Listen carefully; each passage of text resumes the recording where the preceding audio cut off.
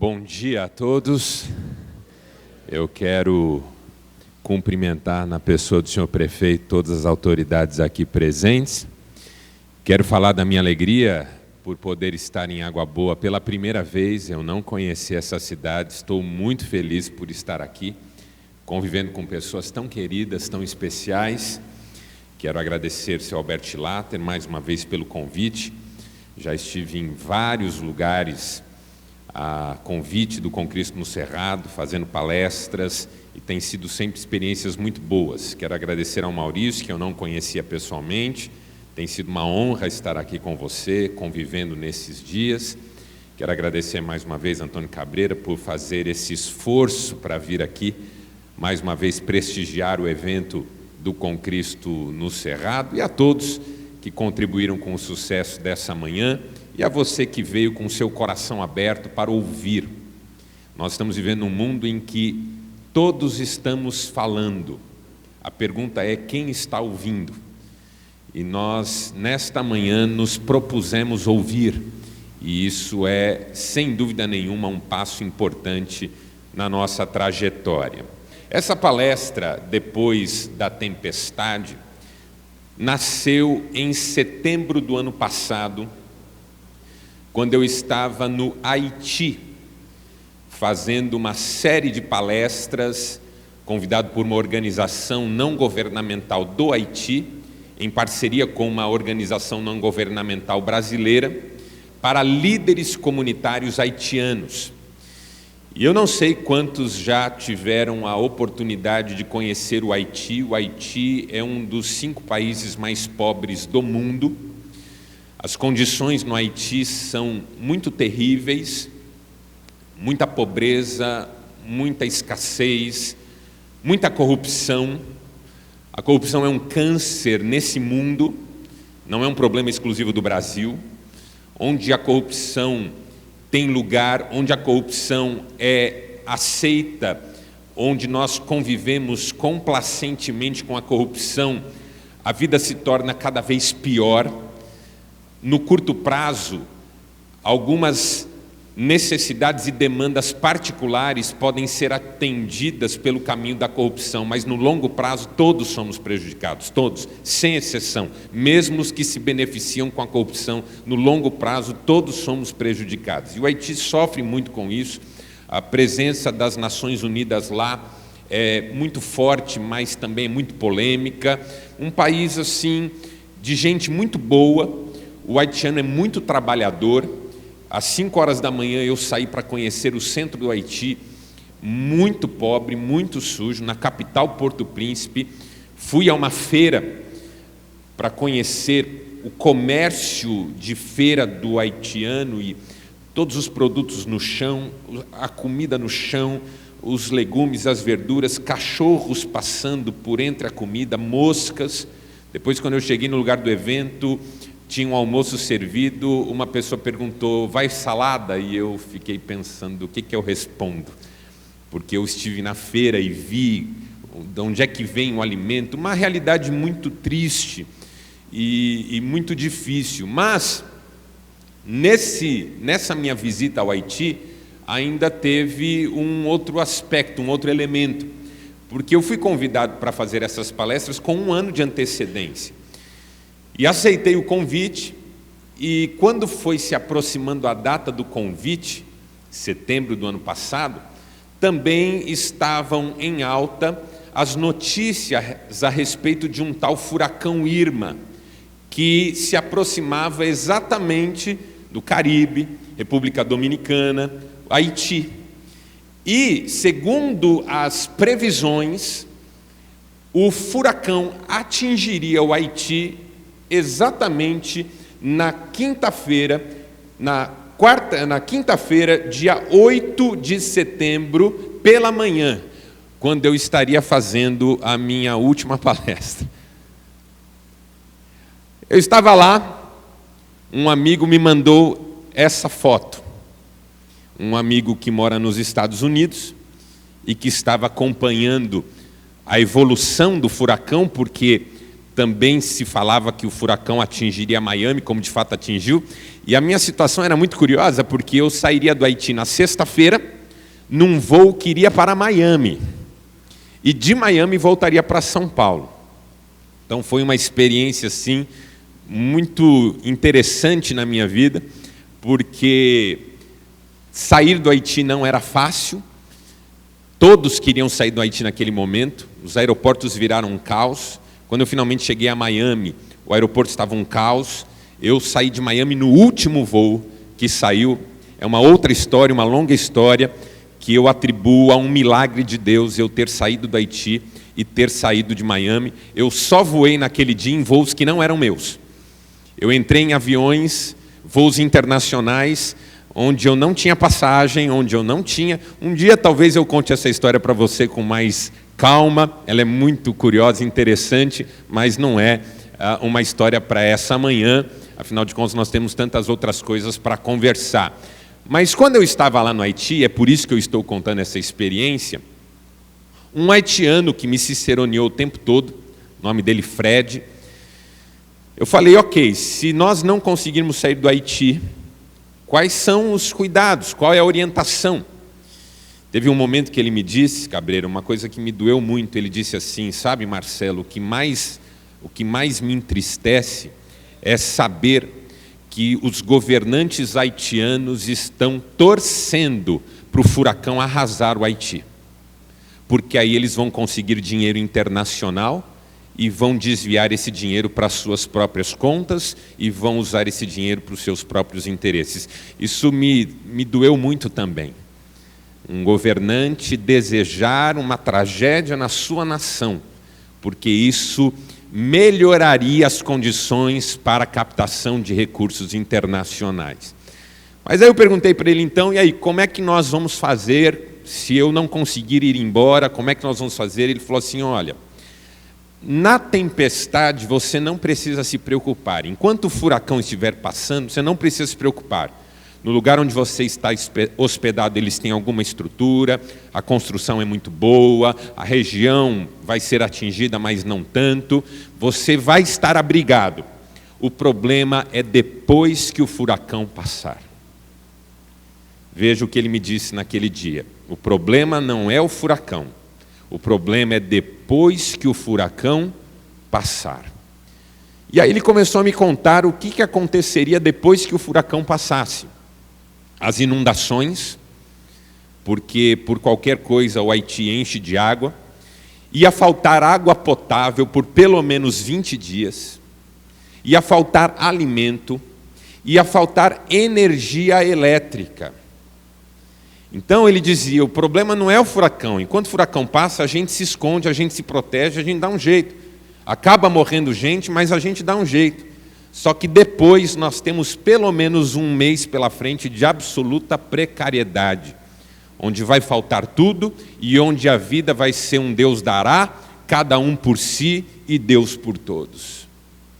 Aí eu, que já queria muito voltar para o Brasil, comecei a fazer orações muito mais fortes do que aquelas que eu estava fazendo, porque eu tinha entendido que não era só uma questão de esperar o furacão passar, mas de encarar o mundo depois do furacão. E aí foi onde nasceu essa palestra depois da tempestade. Porque, às vezes, os grandes desafios que nós enfrentamos na vida não são aqueles que nos vêm ou que se nos impõem enquanto uma tempestade está em andamento na nossa história, mas muitas vezes depois que ela passa. Crises, por exemplo. Crises são, metaforicamente, tempestades. E nós estamos vivendo um momento no Brasil muito interessante, porque todos nós estamos acreditando que o grosso da crise está passando. Se isso é verdade, se isso não é, o que vem pela frente, mas o otimismo no Brasil foi retomado. As pessoas estão começando a sair de seus abrigos e dizer, eu vou investir, eu vou acreditar, eu vou dar um voto de confiança. Eu não sou um analista econômico, eu não sou um analista político, eu entendo muito pouca coisa sobre muita coisa. Eu gosto muito de uma frase que diz assim: o que nós sabemos é uma gota, o que nós desconhecemos é um oceano. O que nós sabemos é uma gota, o que nós desconhecemos é um oceano. A gente tem muito poucas respostas, essa que é a grande verdade. Eu li um livro de um autor americano chamado Rick Warren, e nesse livro ele disse o seguinte: quem acha que sabe todas as respostas é porque não conhece todas as perguntas. Nós não temos todas as respostas, ninguém tem, ninguém sabe tudo. Contei uma história esses dias numa palestra que eu fiz em Londrina para cerca de 100 empresários, de um médico. Vamos ambientar esse médico na Bahia. Qual que é a sua cidade na Bahia? Santana. Um médico de Santana, Severino. Doutor Severino, lá de Santana, na Bahia. Sabia tudo sobre tudo, conhecia todas as doenças, diagnosticava todas as doenças sem nem precisar de exame. A pessoa ia lá e dizia: doutor, eu estou sentindo. Ele dizia: você tem isso, trata com isso. A outra dizia: doutor, eu estou passando. Você tem isso, trata com isso. E todo mundo ficava encantado com o médico. Mas um sujeito da cidade ficou incomodado. Esse médico é um charlatão, não pode saber tudo. Aí ele pegou e falou: eu vou consultar com esse médico. Chegou lá e falou: doutor, eu estou com um sintoma assim. Inventou. O sujeito falou para ele: você está com diabetes. Ele falou: como, doutor? Você está com diabetes, está grave, você vai fazer esse tratamento. Ele falou: mas o senhor não fez nem exame. Não precisa, você está com diabetes. Mas já que você quer um exame, eu vou pedir um exame só para te agradar. Ele falou: traz uma urina que nós vamos fazer um exame com a sua urina. Aí o sujeito foi lá, coletou a urina, falou: eu vou aprontar para esse médico. Pegou, pediu para a esposa, pegou um pouquinho da urina dela também. Aí falou com a filha adolescente, pegou um pouquinho da urina da filha adolescente, misturou tudo no pote. E aí pegou um pouquinho da urina do cachorro e pôs no pote. E aí antes de sair ainda pegou um pouquinho de óleo do carro que tinha escorrido na garagem e pôs no potinho. Chegou lá e entregou para o doutor Severino. O doutor Severino pegou aquela urina, colocou contra a luz, falou assim: rapaz, coisa está feia, hein? Falou: o que eu tenho, doutor? Não, você tem diabetes, agora a sua esposa está com AIDS, sua filha está grávida, seu cachorro está morrendo e seu carro vai fundir o motor.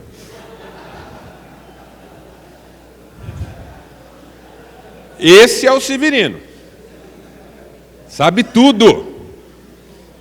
Mas eu acho que a maioria de nós não é como ele. Nós temos mais perguntas do que respostas, temos mais dúvidas do que certezas, e é bonito quando uma pessoa reconhece isso.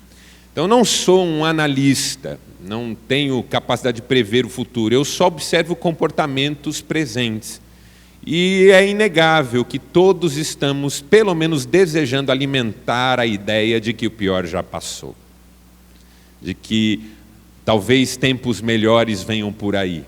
E nós não só torcemos por isso, nós também pedimos a Deus isso e também trabalhamos por isso. Porque, afinal de contas, a gente tem que continuar lutando. A tempestade passa e a vida continua. Falei recentemente com o meu amigo lá do Haiti, que estava comigo lá no Haiti, e a vida continua. Depois de tanto tempo que eu estive lá, a vida continua, porque a vida continua até quando Deus quiser que ela continue. As tempestades vêm e vão, e nós seguimos em frente. As tempestades nos abatem muitas vezes, mas nós seguimos em frente. Depois da tempestade, continua sendo um desafio. Se nós vamos viver um ano melhor ou não, nós continuamos tendo grandes desafios pela frente. E não são só as crises que são como tempestades na vida. Às vezes uma luta que gerou uma grande vitória também pode entrar nessa categoria. Eu estou construindo aqui um cenário com você para você entender o que eu quero com essa palestra hoje. Mas as tempestades não são só as crises, são às vezes aquelas trajetórias de luta, de batalha que nós assumimos e às vezes até vencemos. Mas foram como tempestades. Quem aqui tem a sua terra produtiva hoje, sabe o que teve que enfrentar para chegar onde chegou, não é, seu Alberto? Como diz aquele versículo bíblico, todo mundo vê as pingas que eu tomo, não está na Bíblia, né, seu Alberto? O seu Alberto ficou me olhando e falando: está na Bíblia isso? Sabe aquela coisa de a pessoa olhar onde você chegou, mas não tem ideia da sua trajetória? Não tem ideia de quantas vezes você, no meio do nada, sozinho, com medo, às vezes segurando as lágrimas para um filho não ver, para uma esposa não ver, para um marido não ver, teve que enfrentar alguma coisa para chegar onde você chegou agora. Isso também é tempestade na vida da gente. Tempestade também tem a ver com trajetórias que nós assumimos, porque às vezes a tempestade nos abate enquanto estamos navegando. Às vezes nós decidimos navegar contra a tempestade. É igual quem decidiu vir hoje de avião.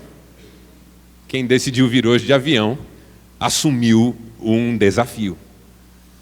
Eu saí de Foz do Iguaçu uma vez num avião particular, num Seneca, estava contando aqui para o Jonas. Um empresário mandou me buscar em Foz do Iguaçu, onde eu estava dando palestras, para eu dar palestras em Maringá. E como não havia tempo hábil para voo comercial, mandou um avião me buscar. E aí, quando o avião chegou, o tempo estava mais ou menos. Eu fiquei um pouco com medo, eu não sou uma pessoa muito corajosa. Minha mulher, esses tempos atrás, estava comigo na cama, em casa, e nós ouvimos um barulho na porta, como morava num sobrado, como se alguém tivesse dado um chute na porta. E eu não sei como é na sua casa, mas na minha, assim, minha mulher é 10 vezes mais rápida do que eu. Eu sou devagar. Porque mulheres são mais rápidas do que homens. São mais ativas, proativas, fazem mais coisas ao mesmo tempo. Uma mulher consegue fritar um ovo, falar ao telefone celular, embalar o carrinho do bebê, tudo ao mesmo tempo. Ainda corrigir o homem e diz, bem, você está fazendo errado aí, o que ele está fazendo. Homens fazem uma coisa só de cada vez. Eu, pelo menos, eu não subo escada mascando chiclete, porque ou eu engasgo ou eu caio. Eu preciso fazer uma coisa de cada vez. É só você ver como é que homem ferve leite. Eu fervo leite assim. A minha mulher fala, amor, ferve o leite. Eu ponho o leite lá e ligo o fogão, ponho o leite e fico assim. Aí ela fala, amor, pega um copo. Eu digo, agora não dá. Estou fervendo leite. Fala, amor, só pega ali. Não, estou fervendo leite. Já já isso aqui vai... Deixa eu aqui. Ela fala, amor, por favor, eu estou fervendo leite. Shhh. Vaza! Então, assim, a minha mulher é muito mais rápida do que eu, muito mais dinâmica do que eu. E aí, quando nós ouvimos o barulho na porta, ela disse para mim, você ouviu isso? Eu disse, ouvi. No que eu falei, ouvi, ela já não estava mais ao meu lado. Tinha descido as escadas para ver o que era. No que eu percebi que ela tinha tomado a iniciativa de descer as escadas para ver o que era, eu não podia ficar sem fazer nada. Eu falei, Senhor, abençoa a tua serva, protege-a do mal, ela seja cuidada por ti. Minha mulher um dia disse para mim, amor, tem uma barata na cozinha. Eu falei, eu vou lá. Eu estava só de short, sem meia, sem calçado, nada. Abaixei na frente da pia, ela entrou aí onde estão as panelas. E eu fui tirando as panelas uma a uma para ver se eu achava barata e matava. E Cristiane é fogo, ela não vale nada. Enquanto eu estava ali concentrado tentando achar a barata, ela veio com um palitinho de dente e passou na sola do meu pé. Eu vi Jesus, eu vi anjo, eu vi tudo, deu um pulo dessa altura. E ela falou, cadê o corajoso? Eu falei, não sei. Estava aqui até agora há pouco, sumiu já. Não sou muito corajoso, não. Então, quando ele falou, o avião está aí, veio te buscar, eu falei, mas e esse tempo? Ele falou, não, vamos fazer uma viagem boa, eu já vi no radar, tem um corredor por entre as nuvens, a gente vai passar por esse corredor. Entrei no avião. No meio da viagem, ali na região de Cascavel, nós entramos no olho de uma tempestade. E aquele avião começou a chacoalhar e começou a chover pedra. E eu não via nada do lado de fora, só o cinza e os relâmpagos, como se fossem flashes de máquinas fotográficas, como se nós estivéssemos ali do lado de uma celebridade sendo fotografado o tempo todo. E aquele avião tinha quedas. Um dos pilotos, eram 2 pilotos, numa das quedas abruptas do avião, bateu a cabeça no teto e cortou a cabeça, começou a sangrar ali. O outro, porque quando eu viajo de avião comercial e começa a ter muita turbulência, eu olho para a aeromoça.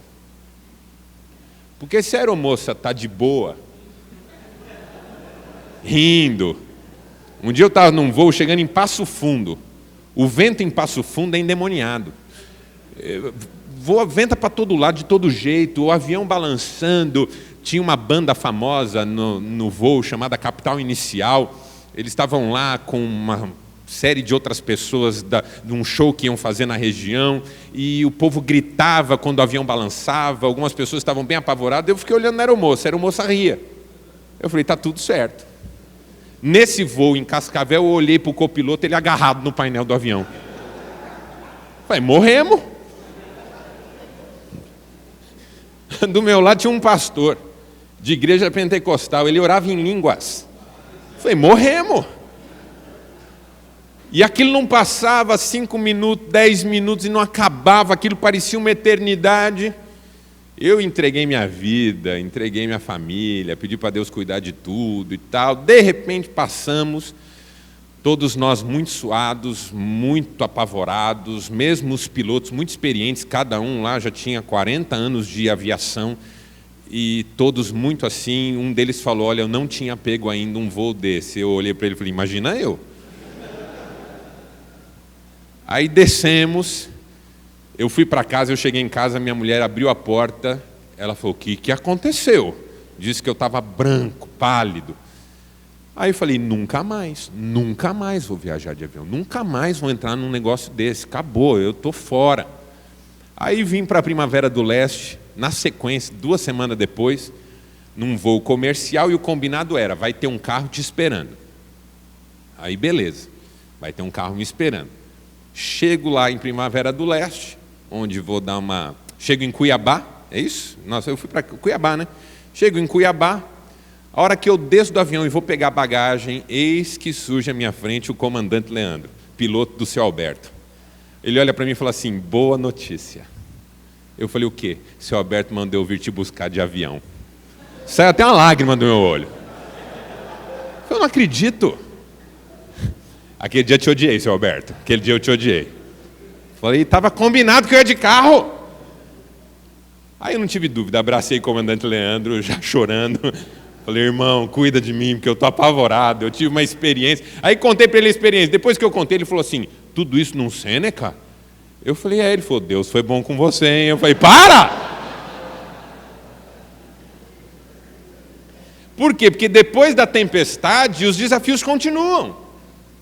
E ali foi tão curioso, porque eu tive que decidir se eu enfrentaria o meu medo ou se eu deixaria que o meu medo me paralisasse.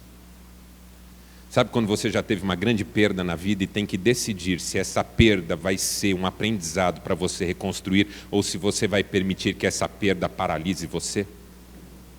Depois da tempestade é isso, toda a experiência da vida que nos exige, depois que passa, continua nos exigindo.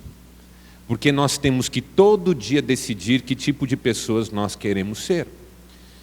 2 exemplos que eu gosto muito. O primeiro é esse. Esse homem retratado na belíssima pintura de Ferdinand Boll é Elias, personagem da Bíblia Sagrada. Elias é uma figura curiosíssima, porque Elias entra para a história como um profeta que desafiou um rei. O rei da sua época era Acabe, um rei muito mau. Acabe era casado com uma mulher chamada Jezabel, uma mulher pior ainda do que ele. Então Acabe e Jezabel formavam o pior casal do mundo. O pior casal do mundo não é sua irmã e seu cunhado. O pior casal do mundo era Acabe e Jezabel. Eles faziam horrores e Elias os desafiou. E Israel, nessa época em que Elias surge como profeta, está vivendo um caos moral, um caos espiritual, a idolatria reina na nação. E o Elias desafia o Acabe e desafia os profetas que fazem o culto no reinado de Acabe. E a história mais famosa de Elias que você conhece é a história em que ele desafia os 450 profetas de Baal e faz cair fogo do céu. Depois que ele faz cair fogo do céu, ele mata os 450 profetas de Baal e convoca o povo para uma renovação da fé, uma renovação da vida. É uma experiência de uma grande vitória. Desafiar um rei, desafiar a rainha, desafiar toda a corte desse rei e dessa rainha, desafiar os profetas desse rei e dessa rainha e sair triunfante, vitorioso, diante de toda uma nação que até então estava incrédula, mas agora grita o nome de Deus diante do profeta. Elias venceu uma batalha dessas que poucos de nós vão enfrentar ao longo de sua trajetória. Só que o problema foi o dia seguinte. Porque no dia seguinte, a rainha Jezabel mandou um recado para Elias. E o recado dizia assim: amanhã, a esta hora, Deus me puna se eu não tiver feito com você o que você fez com os meus profetas.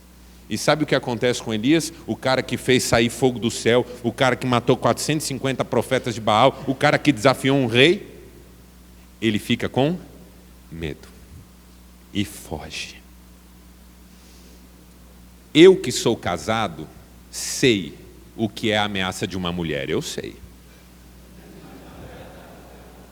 Então assim, 450 profetas de Baal, fácil. Marcelo, tem 450 pessoas na palestra que você vai dar, tranquilo. Marcelo, tem 1.500 pessoas na palestra que você vai dar, sossegado. Marcelo, tua esposa está aí, onde? Quem é casado sabe. O que aconteceu com Elias? Que uma ameaça da rainha fez com que aquele homem tão vencedor desmoronasse. E a Bíblia Sagrada diz que o Elias fugiu, foi se esconder numa caverna. Deus mandou um anjo falar com ele: Elias, o que você está fazendo aí? E o Elias respondeu: eu preferia estar morto. Que é um quadro clássico de depressão. O Elias estava com depressão. Elias estava desanimado, desacorçoado, entristecido, chateado e pensando na morte como solução para o desencanto que ele estava vivendo com a vida. Por quê? Por causa de algumas verdades que a gente já aprendeu na nossa vida prática. Por exemplo, é depois que a luta passa que a gente sente a luta. Por que depois da tempestade? Porque é depois da luta que você sente a luta. Já brigou na rua? Quando você era menino? Porque se você brigou agora recentemente, não dá para contar muito com a sua experiência. Mas lembra quando você era menino e trocava soco com um outro menininho na rua? Na hora você não está pensando em nada. Você quer bater, não quer apanhar, aquela luta, aquela confusão. Aí vem a turma do deixa disso, que hoje não existe mais. Hoje não tem mais a turma do deixa disso, hoje tem a turma do celular. Antigamente vinha gente separar, hoje vem gente filmar. Para botar no YouTube, para botar no Facebook. Aí vinha a turma do deixa disso, separava, se ainda queria ir, me solta. A hora que baixava aquela adrenalina, aí você percebia que perdeu um dente, que a costela está doendo, aí que você sentia as dores da luta. A dor da luta muitas vezes não vem durante a luta, ela vem depois que a luta passa. Sabe aquela sua parente que está enfrentando um caso de câncer na família, ou enfrentou um caso de câncer com uma dignidade, com uma estatura, com uma beleza de postura, com uma fé, e teve vitória, e o último diagnóstico veio favorável, e a pessoa venceu essa batalha e agora desmorona? E aí você fala: mas minha querida, você passou por tanta coisa, agora que as coisas melhoraram, você vai ficar assim? E a pessoa não consegue se libertar desse sentimento. Por quê? Porque é depois da luta que a gente sente a luta. E por que a gente sente a luta depois da luta? Porque os golpes que a gente toma durante a luta, às vezes só vão doer depois. Aquela pessoa que você procurou e fechou a porta, é depois que passa a confusão que você pensa: puxa vida, precisei tanto, fulano não apareceu, Beltrana fingiu que eu não existia nessa época. É depois da luta que a gente sente a luta. Outra coisa, depois da luta a gente espera não ter que viver outra luta. Essa é uma fantasia nossa. Toda luta que a gente vence, a gente pensa assim: ufa, agora estou bem, agora resolveu, agora eu vou ficar tranquilo, agora as coisas vão fluir melhor na minha vida. Você nunca ouviu uma pessoa dizer assim: puxa vida, agora que eu achei que ia melhorar para mim, me vem mais essa? Essa é uma fantasia que a gente tem na vida: vencer uma grande batalha e ter férias.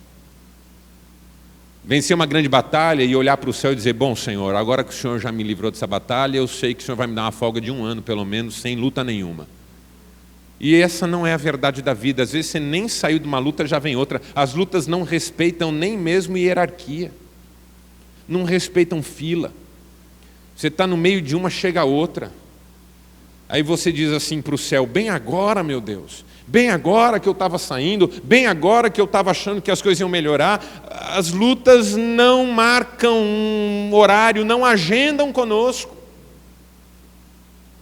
O Elias, quando recebeu a notícia da rainha, ele tinha essas 2 questões. A primeira, estava sentindo a luta que ele tinha vivido, e segundo, ele estava achando que tinha terminado. E a notícia da rainha, quando chegou, significava para ele: não terminou. Quantos de nós já não nos sentimos assim? Outro exemplo, essa é uma tela de Giuseppe Chiari, pintor italiano, século XVII, espetacular. Essa tela chama-se Davi e Batseba. Todos conhecemos a história do rei Davi, que venceu Golias, que suportou o fim do reinado de Saul e que finalmente assumiu o reinado de Israel. Travou batalhas impressionantes, conquistou reinos, triunfou sobre os seus inimigos, era um general de exércitos espetacular. Até que um dia ele decide não ir mais nas batalhas porque já está cansado. E ele manda Joabe conduzir os seus exércitos e fica no palácio. E um dia ele está no palácio, observando as moças, porque os homens foram todos para a guerra. Davi ficou meio que sozinho ali. As moças ficaram mais à vontade, porque os homens estavam fora. E um dia o Davi viu essa Batseba banhando-se e ficou encantado com ela. Uma mulher muito bonita, muito interessante. Não como na pintura do Giuseppe, porque no século XVI as mulheres eram pintadas de um jeito tão diferente do que nós temos de padrão de beleza hoje. Para a gente entender que beleza é tão fugaz, cada geração teve o seu padrão, não é um valor eterno, não é um valor que deveria ser tão exaltado por todos nós. Mas Batseba era muito bonita, e aí o Davi pôs os olhos nela e se interessou. Quem que é essa moça? E alguém disse para ele o seguinte: essa moça é Batseba, mulher do teu soldado Urias, que é um cara que luta por você, que é um vitorioso, que é um soldado espetacular, que é leal a ti. O Davi fala: puxa, mas ela é tão bonita. Mas ela é mulher do Urias.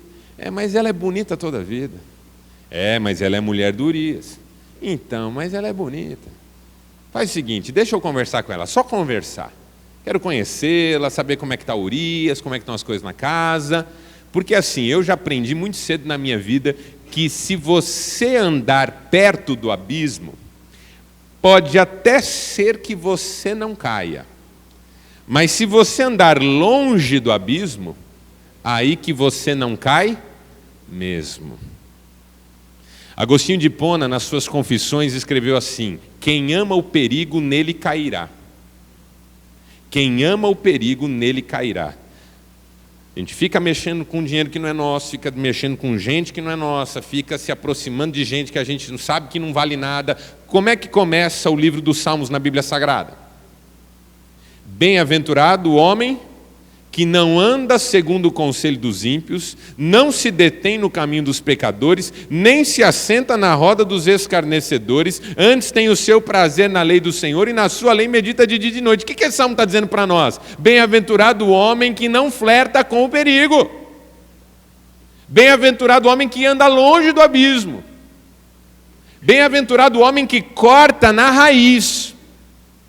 Por isso que o apóstolo Paulo, escrevendo ao jovem Timóteo na Bíblia Sagrada, diz assim: Timóteo, fuja dessas coisas, você não dá conta de enfrentá-las, não fique flertando com o perigo, quem ama o perigo nele cairá. Mas o Davi resolve flertar com o perigo, e aí chama Batseba para uma conversa, depois chama para um jantar, depois chama para a cama. E você já ouviu falar na famosa lei de Murphy? Quando uma coisa pode dar errado, ela dá errada do jeito mais complicado possível. Aquela história do pão cair sempre com a manteiga virada para baixo. O Davi tem uma relação com Batseba e ela engravida. E o marido dela está na guerra. Como é que explica um troço desse? O Davi tem uma ideia, manda chamar Urias. Aí Urias volta. O Davi fala para ele assim: Urias, você é bom cara, pensa num soldado bom, vou te dar um prêmio, você vai ter folga, vai lá para tua casa, curte tua mulher. O Urias olha para ele e fala assim: com todos os meus amigos na guerra, o senhor me traz aqui para curtir minha mulher? Negativo, vou voltar para a batalha. Davi fala: não, Urias, fica em casa. O Urias não vai para casa, dorme na rua. Ele não quer ir para casa, ele não quer ter relações com a esposa, porque todos os amigos dele estão morrendo na guerra e ele está ali. Aí sabe o que o Davi tem que fazer? Matar ele. Davi, que era um homem tão bom, porque não importa quão bom você é, não importa quão boa seja a sua família, não importa quão boa é a sua história, você sempre terá o poder de jogá-la no lixo. Qualquer história que o casal mais bonito que está aqui nessa manhã, o casal com o casamento mais bonito que está aqui nessa manhã, pode jogar o seu casamento no lixo a partir de amanhã, se quiser. Você que tem lavoura sabe disso. Para ter uma lavoura bonita, demora anos. Mas para perder uma lavoura, é rapidinho. Plantar uma árvore que dê fruto, são anos às vezes. Agora, cortar uma árvore é rapidinho. Gerar um filho, são 9 meses. Criar um filho, 26 anos, 28, 40. Esses dias um pai falou assim para mim: Marcelo, me ajuda porque minha esposa mima muito nosso filho e eu queria que ele tivesse um pouquinho mais de responsabilidade. Ela bajula muito ele, protege muito ele, e eu queria que ele crescesse um pouquinho, que ele já fosse entendendo como que é a vida, e eu queria que pelo menos ele não viesse para o nosso quarto à noite e tal. E eu comecei a construir uma imagem de uma criança na minha cabeça. Falei: quantos anos tem seu filho? Ele falou: 17. Falei: irmão, alguma coisa está muito errada aí na sua casa, viu? Pode deixar que a gente vai conversar sobre isso. Quanto tempo demora para criar uma pessoa? Anos. Quanto tempo demora para tirar a vida de alguém? Então, essa é uma regra da vida, é uma regra da natureza. Destruir é muito mais fácil do que construir. Aí você passou 30 anos construindo uma belíssima história e vai jogá-la no lixo de uma hora para outra. Foi o que Davi fez. E Davi viveu num mundo de privacidade elevadíssima. Eu não sei se você já parou para pensar nisso, eu tenho pensado muito nisso. Tenho feito leituras nesse sentido, estudos nesse sentido, mas nós estamos migrando para uma sociedade de privacidade zero. Sim ou não? Privacidade zero. O que você faz no interior da sua casa, daqui a pouquinho não será mais, quer dizer, daqui a pouquinho. Todos se lembram do escândalo envolvendo uma marca de televisão, cujo diferencial era uma câmera acoplada no televisor, no aparelho, que fazia leitura de imagem para ver quem é que estava assistindo, quantas pessoas, para melhorar a imagem, para escolher canais cujo algoritmo já definiu que eram os canais preferenciais, e funcionários da empresa estavam usando essa câmera para assistir o que acontecia dentro da casa da pessoa. Alguns satélites hoje já têm capacidade não de fotografar, filmar o que está acontecendo dentro da sua casa, mas de captar movimento, calor, saber quantas pessoas estão lá dentro, o que elas estão fazendo. Então nós estamos indo para um mundo de privacidade zero. E eu fico impressionado com a Bíblia Sagrada porque ela tem profecias que nunca se esgotam. Jesus disse assim um dia: nada há em oculto que não seja revelado. Nada existe encoberto que não seja declarado dos telhados. Nós estamos caminhando no cumprimento pleno dessa profecia de Jesus. Nada é segredo mais. Sabe o que eu digo em palestras para jovens de 17 anos?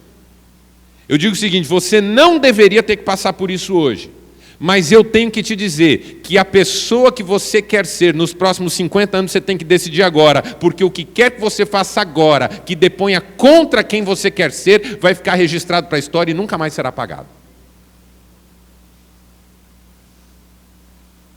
Bote seu Alberto no Facebook, numa situação constrangedora para ele. E às vezes tudo que ele construiu ao longo de tantos anos, e que muita gente no Brasil nem sabe, vai ser destruído por uma situação que vai viralizar em 2 dias. É um mundo de muitos desafios, em que a gente tem que decidir agora como é que a gente quer ser lembrado. Porque as coisas podem aparecer até depois da gente morrer. Porque está cheio de gente no Brasil que morreu com fama e agora está jogada no esquecimento ou no pior poço da indignação e do ódio, porque as coisas apareceram na sequência e vão aparecer, não tenha dúvida, o que você está fazendo em segredo lá no seu escritório um dia vai aparecer. Então a gente decide quem a gente quer ser a vida toda, todo dia. A gente levanta de manhã e decide quem a gente quer ser daqui a 30 anos, porque o que eu fizer agora pode pôr isso a perder. Eu me tornei uma pessoa conhecida, principalmente no mundo evangélico. Eu estou no aeroporto um dia com o meu computador aberto, escrevendo, e aí, como eu sou pregador, escritor e tenho vários livros publicados, eu estava escrevendo um livro, sentou um sujeito do meu lado, no aeroporto aqui no Mato Grosso, em Cuiabá, sentou um sujeito do meu lado e falou assim, oi? Falei, oi. Ele falou, você é o Marcelo Gomes, né? Eu falei, sou, já li seu livro, já ouvi palestra sua. Aí ele olhou no computador e falou, está escrevendo um livro? Eu falei, estou. Ainda bem que eu não estou em site constrangedor, né? Eu não conhecia ele, mas ele me conhecia. Então um dia, e o mundo, você já sentiu que o mundo ficou pequeno? Você começa a encontrar gente. Esses dias uma pessoa me encontrou no outro aeroporto, no Nordeste, falou, você é o Marcelo Gomes, né? O Cristiano estava comigo. Eu falei, sou. Eu ouço suas palestras, leio seus livros, gosto muito das suas conferências sobre casais.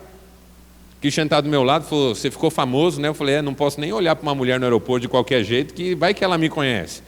Ela falou, mas não é para olhar mesmo, ela falou para mim. Eu falei, não estou olhando não.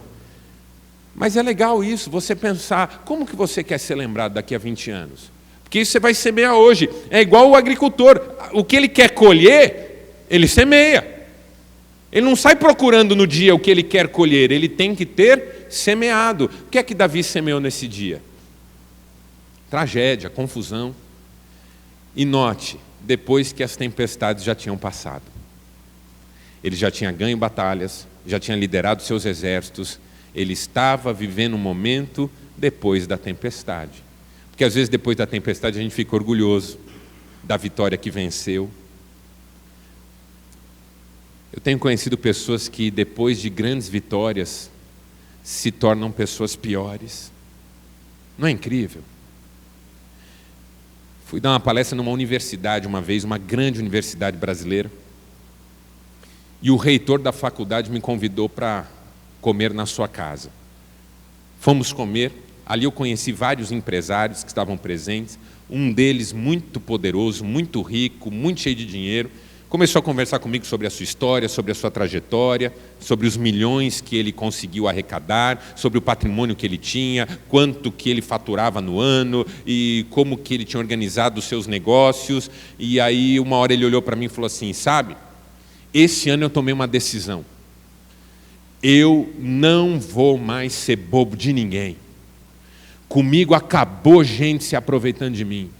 A partir de agora, aquele bonzinho morreu. A partir de agora, aquele sujeito que deixava os outros tirarem vantagem, morreu. Agora vai ser assim, começou a falar para mim e tal, e falava bastante, não parou de falar há muito tempo. Mas a hora que ele deu uma respirada, porque o bom é que a gente tem que respirar, né? E aí quando ele deu uma respirada, eu falei assim, posso te dizer uma coisa? Ele falou, o quê? Eu falei, eu estou entendendo o que o senhor está me dizendo, mas eu preciso te dizer uma coisa.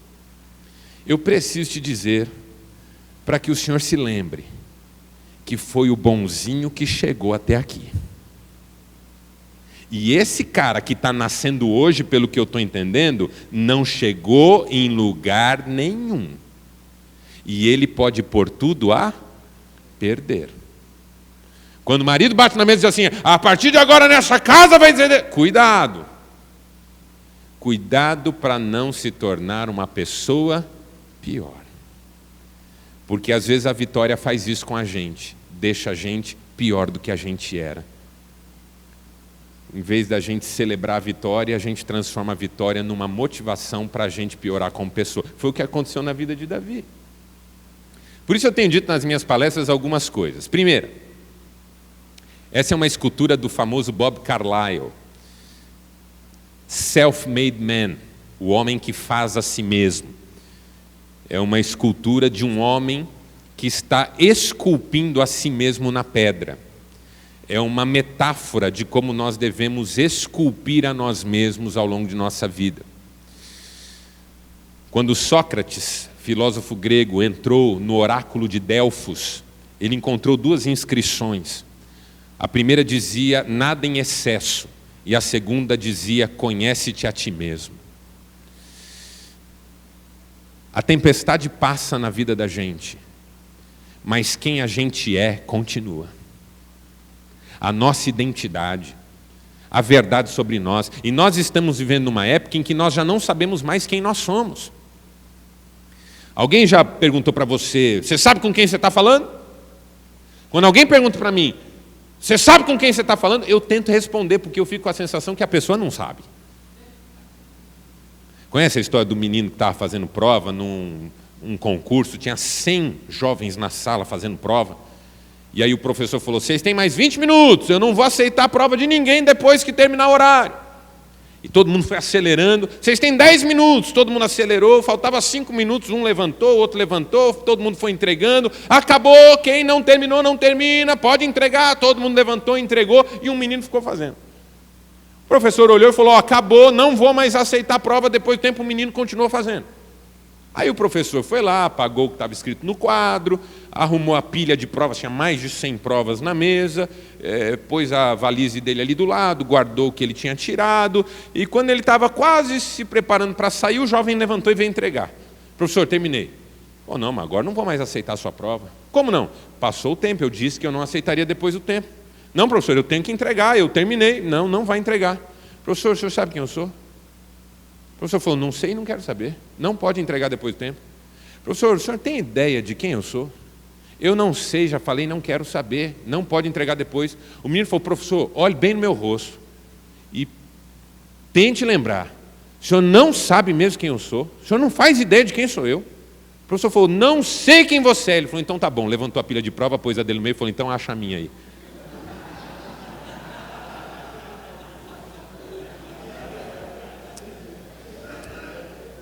Isso não tem nada a ver com o que eu estou falando. Eu só contei para quebrar o gelo, entendeu? E nada a ver. Você sabe quem você é? Por trás do que você conquistou, do que você realizou, você sabe quem você é, independentemente do patrimônio, independentemente do reconhecimento público. Fernando Pessoa tem um poema que eu acho delicioso, ele diz assim, nós somos o intervalo entre o nosso desejo e o que o desejo do outro fez de nós. Quantos de nós temos uma necessidade enorme de agradar todo mundo? Quantos de nós não nos sentimos reféns da necessidade de agradar pessoas? O homem que faz a si mesmo, que independe de reconhecimento, de valorização, de elogio, de aplausos. Os aplausos desse mundo nem sempre nos virão.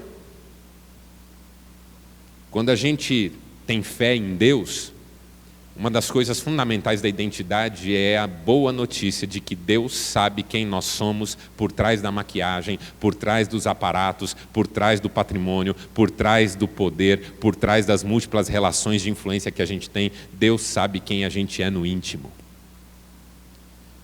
Depois da tempestade, a gente continua investindo em conhecer quem nós somos.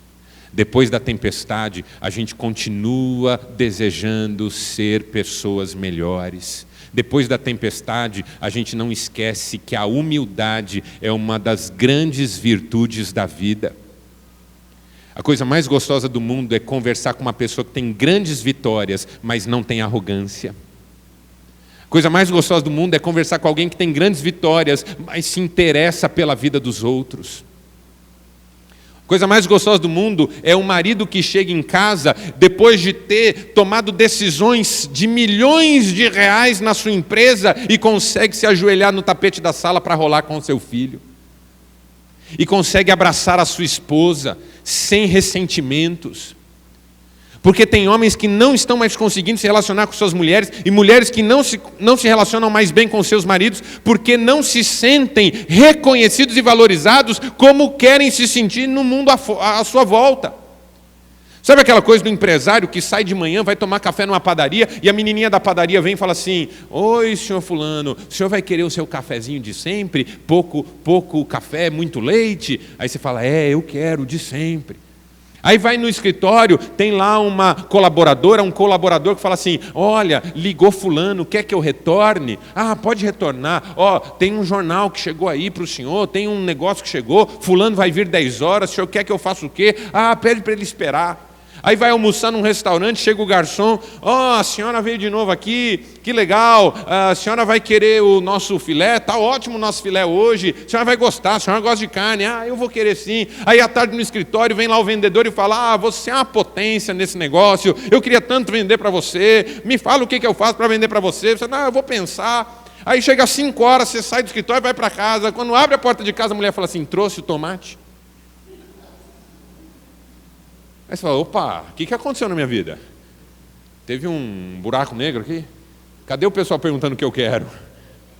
A mulher, o marido fala assim: ainda bem que você chegou, eu preciso... cadê aquele povo me tratando bem? Por quê? Porque em casa ninguém trata a gente por título. Em casa ninguém quer saber quanto que a gente movimentou de dinheiro hoje. Em casa a gente é quem a gente é. Minha mulher está pouco ligando se a minha palestra tinha 1.000 pessoas, 2.000 pessoas, mas ela está muito interessada que eu volte de cada palestra uma pessoa melhor e que principalmente faça aquilo que falo para as outras pessoas. É isso que faz diferença na minha casa.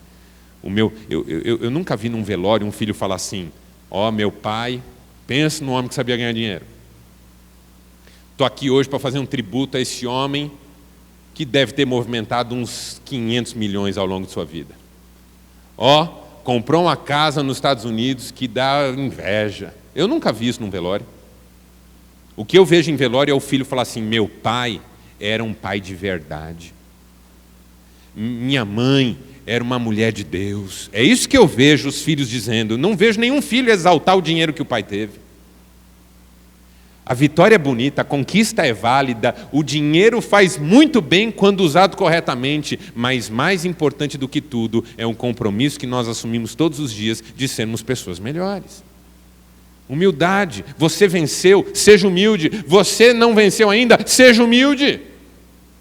A Bíblia Sagrada diz que Deus abate os orgulhosos, mas exalta os humildes. Coisa linda isso. Outra coisa que eu digo muito nas palestras: valorize relacionamentos sinérgicos. O que é sinergia? Sinergia é um conceito da química, mas que a gente usa para falar de relacionamentos quando o resultado da combinação de elementos supera resultados que podem ser obtidos por esses elementos separadamente. Nos relacionamentos a gente diz basicamente o seguinte: juntos nós somos melhores. Depois da tempestade, a gente gasta muito tempo com ressentimento em relação a pessoas que não nos ajudaram. E às vezes gasta pouco tempo fortalecendo os bons relacionamentos que Deus colocou à nossa volta. Sim ou não? Eu já vi gente, depois de uma vitória, falar assim: agora que eu venci. Lembra do Zagallo na Copa do Mundo? Depois de uma vitória, o que ele disse? Vocês vão ter que me engolir. Isso não é frase de vencedor, isso é frase de gente que, apesar da vitória, continua derrotada. Você acabou de ter uma vitória e está pensando em quem tentou te prejudicar. Você acabou de ter uma vitória e está pensando em quem tentou te passar para trás. Assim que eu tenho uma vitória, vem na minha mente as pessoas que são bênção de Deus na minha vida. Eu quero agradecer, porque vencer é sempre ter muito a agradecer. Ninguém chega em lugar nenhum sozinho. Eu me fiz sozinho. Mentira, você nem nasceu sozinho. Ah, eu conquistei o que eu conquistei sozinho. Mentira! Esses dias entra um homem no meu gabinete, onde eu, de vez em quando, faço pouquíssimos atendimentos, principalmente na área de aconselhamento conjugal. E o sujeito me fala assim: ah, eu vou separar da minha mulher, Marcelo, eu não estou aguentando não. Pensa numa mulher que não me ajuda, que só me põe para baixo, que me critica, que acaba comigo, que só fala coisa ruim, que não tem nada de bom para me entregar. Eu falei: rapaz, esse homem é casado com a filha do Satanás, não é possível. Mulher ruim. Aí eu comecei a perguntar, falei: não, então me conta sua história. Eu não conhecia a mulher dele. Me conta sua história. Eu falei: ah, sou casado com ela já há 20 e poucos anos. Falei: vocês têm filho? Eu falei: temos 4. Eu falei: ó, teve uma época boa então, né? E o que ela faz da vida? Ela tem uma empresa, ela tem um trabalho? Eu falei: não, quando os filhos nasceram, a gente decidiu que ela ia cuidar dos filhos. Eu falei: então ela não tem emprego? Ela falou: não. Eu falei: com 4 filhos? Ele falou: não. Eu falei: então vocês têm empregada doméstica? Ele falou: não, a vida é lutada, não temos não. Eu falei: então é ela que lava suas roupas? Ele falou: é. Ela que cozinha para você? Ele falou: é. Ela que limpa a casa? Ele falou: é. Eu falei: então sai já da minha sala. Ele falou: o que foi? Eu falei: ah, tenha dó. Não fosse essa mulher na sua vida, você não era ninguém, rapaz. Passou os melhores e os piores anos da vida dela do seu lado, e agora que você está numa boa, vem me dizer que ela nunca te apoia? Minha mulher esses dias foi, ela é pós-doutora na área dela, e ela foi dar uma palestra em Brasília. E era uma série de palestras e tal, e eu não pude ir com ela por uma série de outros compromissos, e ela foi sozinha, ia ficar 4 dias em Brasília. Aí eu liguei para ela, falei: amor, volta. Ela falou: vou voltar. Eu falei: não, volta agora. Ela falou: o que foi? Eu falei assim: eu estou sem banho. Ela falou: toma banho. Eu falei: não consigo.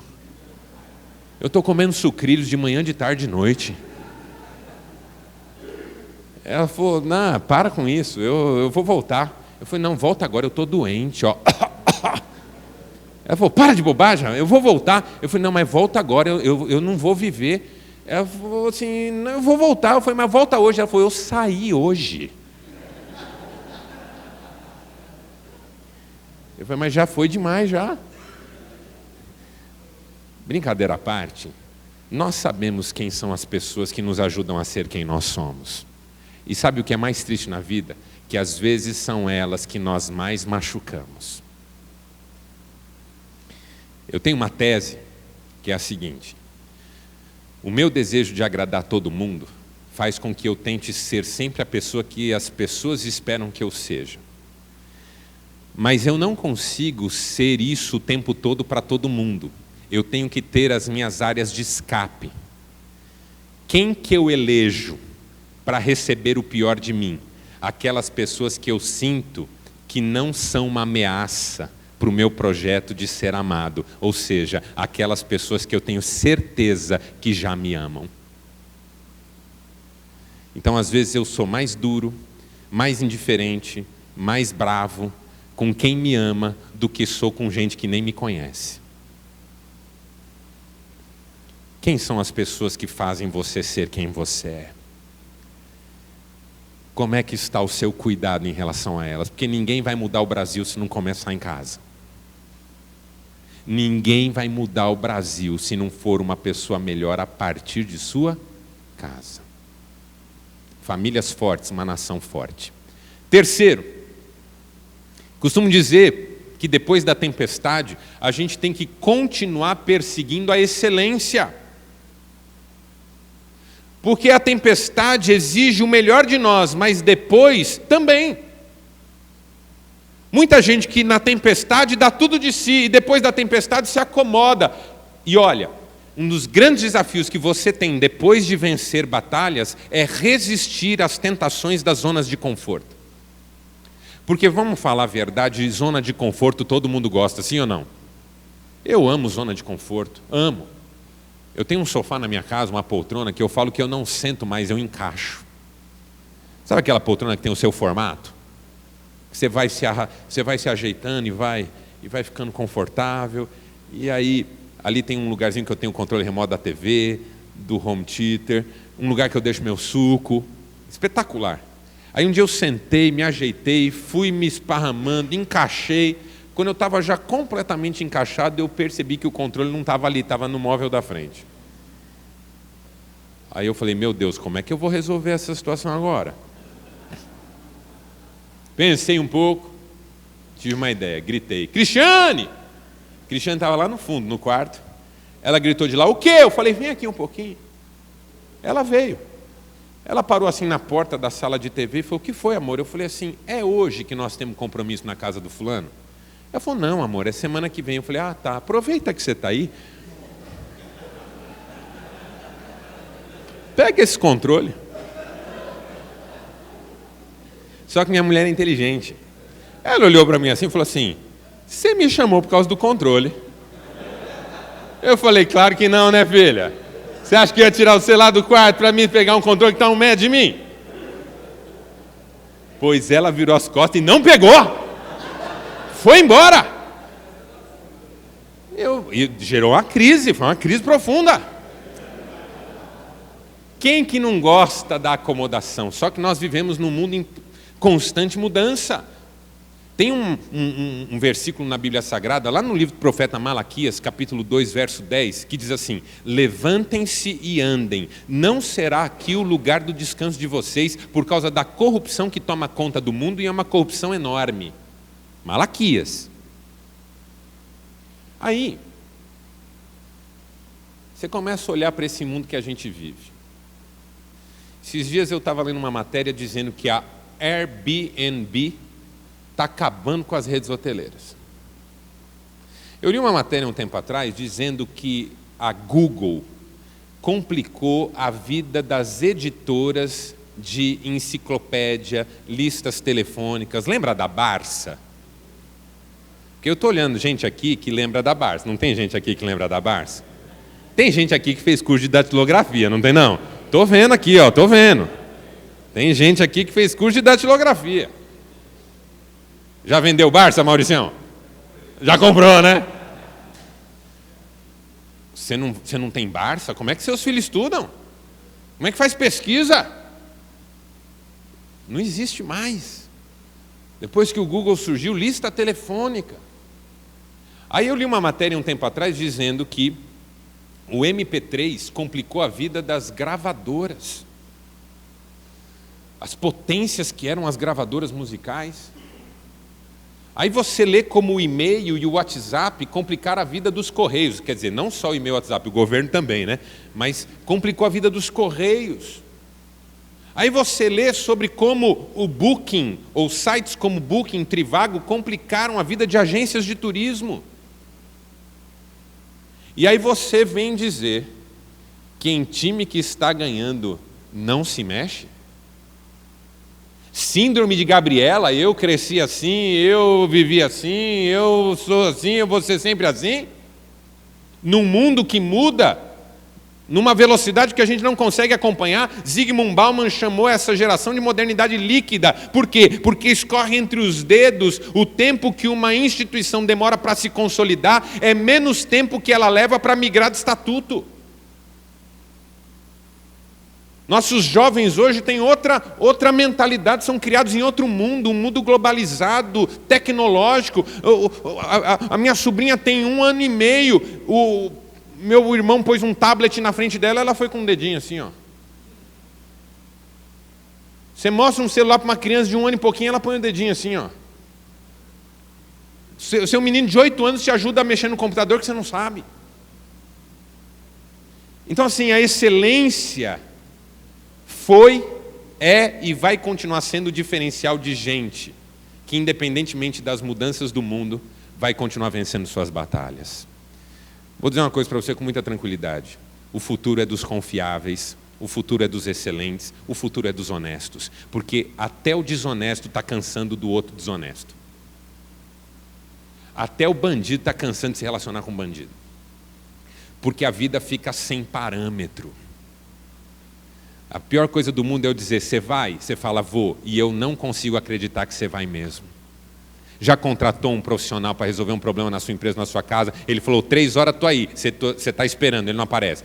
Aí você liga, 4 horas eu estou chegando, deu uma atrasada aqui, 4 horas você está esperando, ele não chega. Aí você liga, não, ó, já estou saindo, mas até umas 5 no máximo eu estou aí. Você continua esperando, ele não chega. Aí você começa a ligar e começa a cair na caixa postal.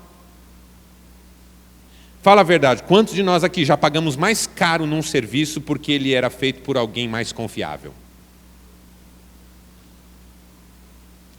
É o futuro. Perseguir a excelência. Excelência não é perfeição.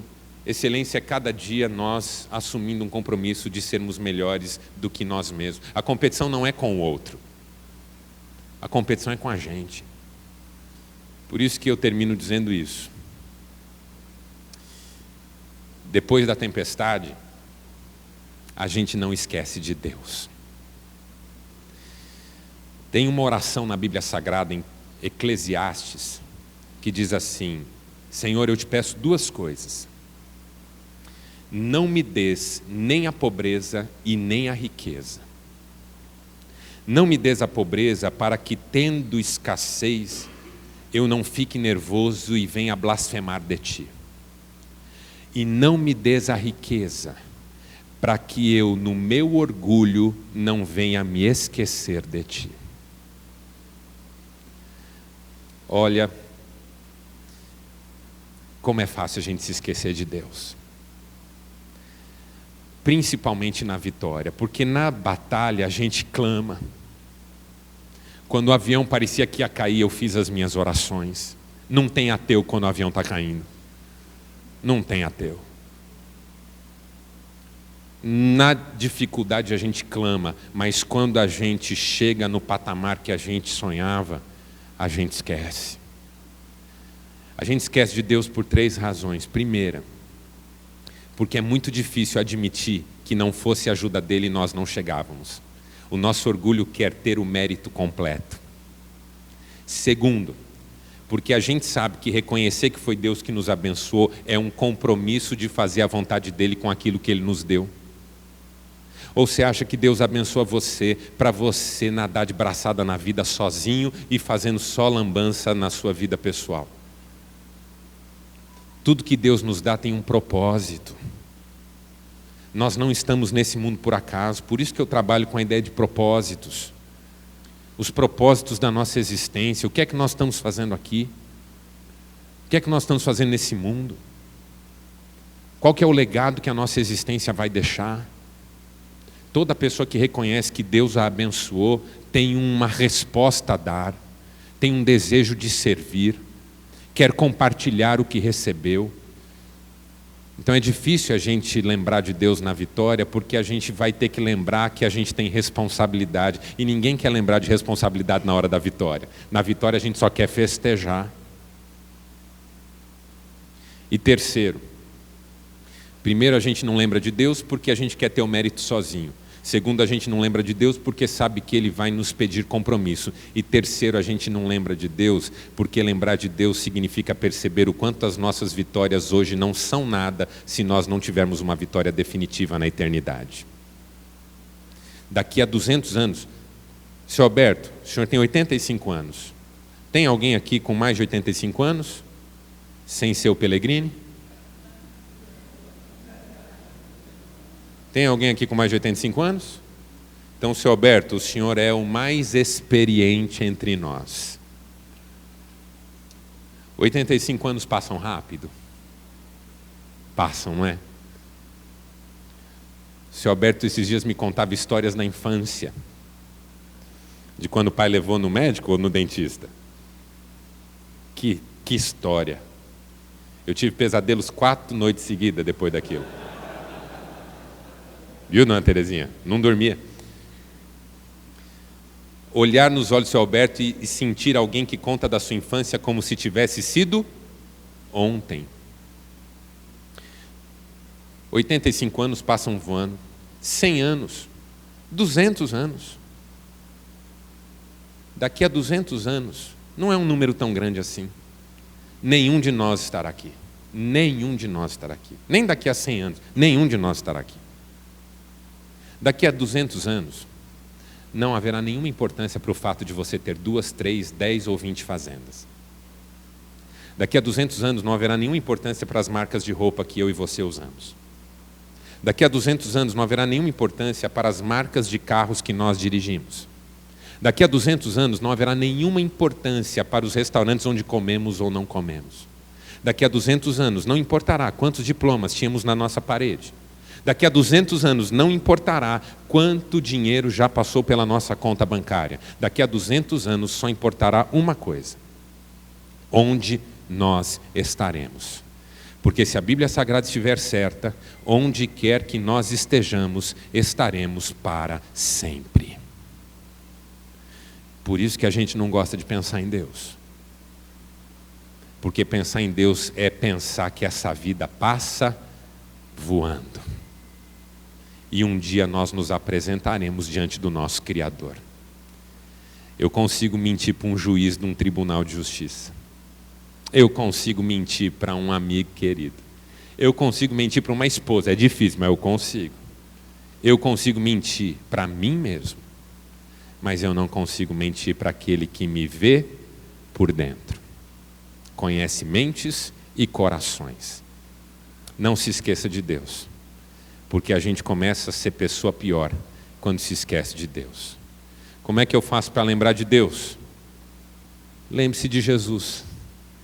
Um dia o Filipe falou assim: Jesus, mostra teu pai para nós. O Jesus olhou para o Filipe e falou: Filipe, quem me vê a mim, vê o pai. O pai resolveu me enviar para ensinar vocês a viverem melhor. E ele disse isso nesse discurso, em que ele também deu essa resposta para Filipe. Eu lhes disse essas coisas para que em mim vocês tenham paz. Neste mundo vocês terão aflições, terão tempestades, terão desafios, terão lutas, terão batalhas. Contudo, tenham ânimo. Eu venci o mundo. Jesus venceu. E é a garantia de que nós venceremos também. Que Deus te abençoe nessa manhã, que Deus te abençoe nesse dia. Muito obrigado pela sua atenção tão carinhosa, tão generosa, e que Deus abençoe essa cidade, o nosso Cerrado, o nosso Brasil, e que todos compareçamos diante de Deus, aprovados, cabeça erguida, na certeza de que nesse Filho bendito todos nós fomos salvos e abençoados. Obrigado e até a próxima oportunidade.